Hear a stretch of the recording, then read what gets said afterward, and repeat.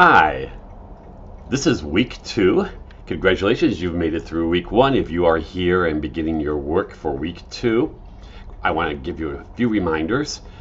Your literacy circle should have met, and I know there were lots of questions, and I apologize to the groups that I couldn't meet with last week. Sometimes my schedule just won't fit with yours, but I'm going to try to.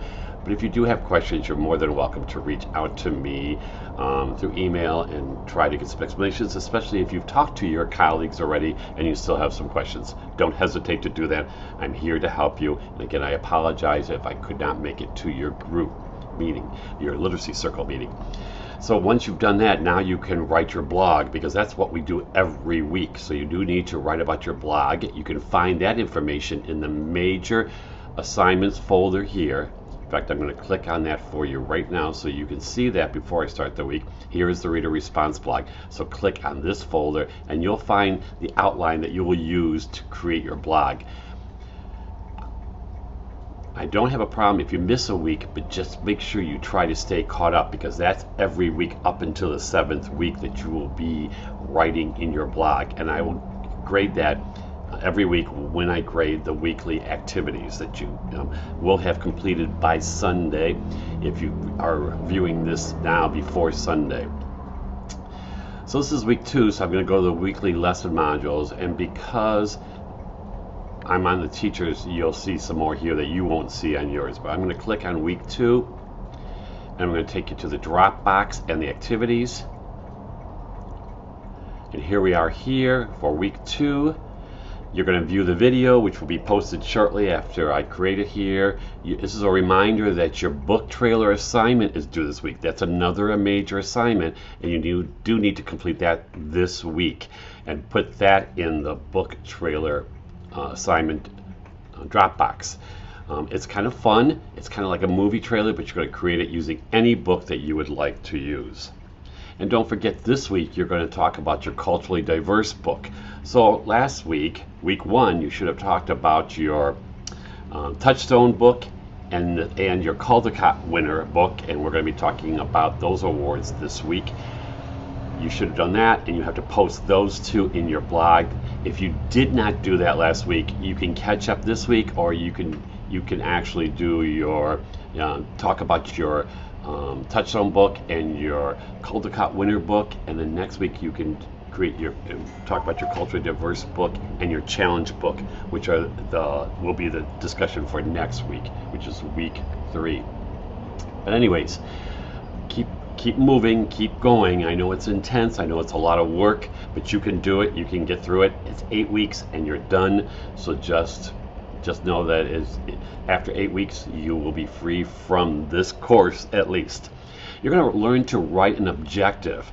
You're going to view the video on how to write an objective using ABCD format.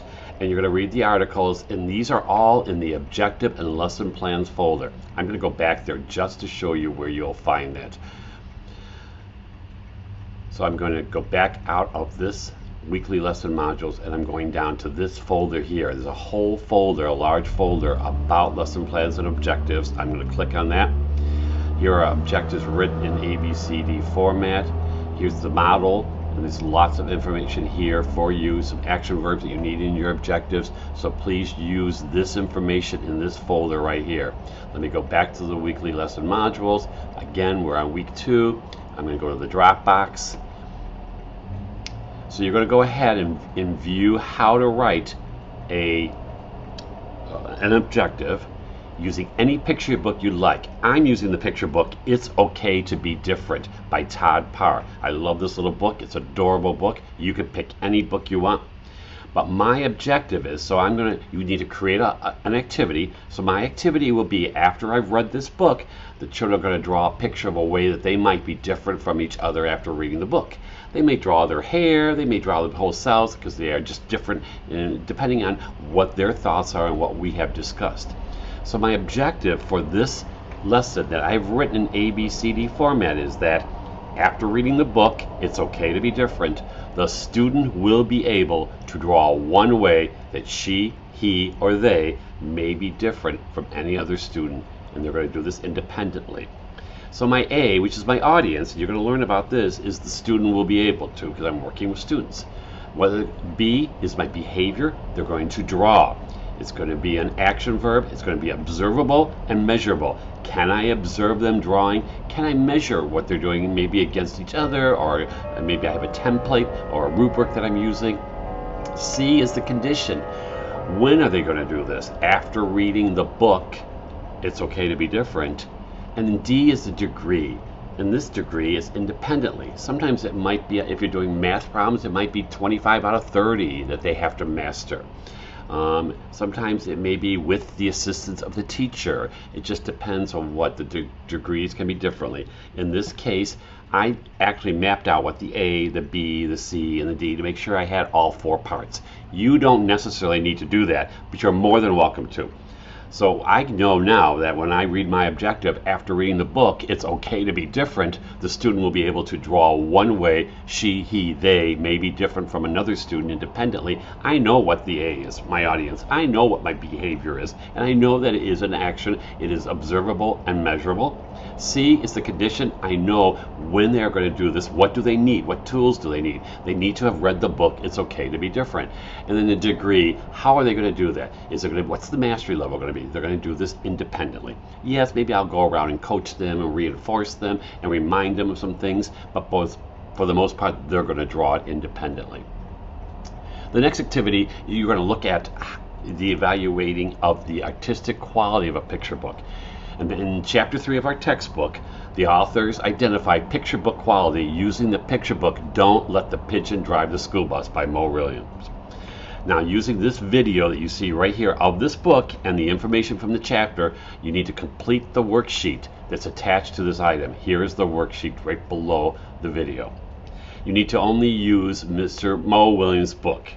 If you select a second book and complete the worksheet with both books, I'm going to give you extra credit. I don't think I've talked about extra credit with you, but I like to give extra credit. Oh yes, I think in week 1 you would receive extra credit if you did the interest inventory. So you do know I love extra credit, and I will be looking for that. If you go above and beyond my expectations in your activities and your major assignments, you may get more points than what the total points are. 2 more activities.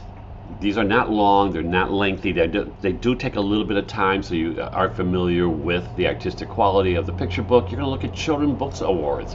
So, excuse me, I'm sorry. After reading the article about Children's Awards and viewing the attached PowerPoint, you're going to select 5 of the awards and research children's literature receiving that honor. The books don't need to be in any particular year award winners. They are awarded every year. You can pick 2020, you can pick 2021. In a Word document, use the following guidelines to write about the 5 books. You're going to put an image of the video or the image of the video of the book, or the title, or the cover of the book. You're going to add the title, the author, and the illustrator. You're going to briefly write a brief synopsis of the book and reasons why the book received the award. This is the article. You can scan, you can skim and read, so you get the information you need. This is the PowerPoint. You may see that I have not put the most recent winners in there, and you don't need to use it. You're more than welcome to. Last but not least, you will be evaluating quality picture books. You are evaluated the artistic quality of the book. Now you're going to look at a picture book, and you're going to view this video right here. You're going to locate a picture book. Again, any picture book. It can be the one you use for your objective. It can be the one you have from childhood. Any picture book, and you're going to identify the quality of the picture book by the criteria that's provided in our textbook and in this video. You're going to create a 1-page document with the following information. Again, the image of the book or the video of the book, the title, the author, the illustrator, and you're going to state the criteria on whether the book or does not meet criteria to be considered a quality picture book. And you may say, well, I'm not sure, you don't have that identified here. You will see what criteria is used to for a picture book to be considered quality. The last piece of information I put here was just not to forget your major assignment, which is your book trailer this week. Post that in the book trailer Dropbox by Sunday at 11:59 p.m. Don't forget to read your challenge book for next week's Lit Circle. So this week's circle now, you're going to be looking at your culturally diverse book. Next week, you're going to be looking at your challenge or band book. So I know there's lots of work, lots of things to do. Don't get overwhelmed by it. Just get through it. That's all you need to do. And I will give you feedback on the work you're doing, so you'll know what my expectations are and how things are going for you. And if you have questions, specific questions that you have individually that your colleagues or peers have not been able to give you, I'll be glad to do that, respond to that for you as well. I think that's it for this week. I wish you lots of success in all you do this week, and have a great week.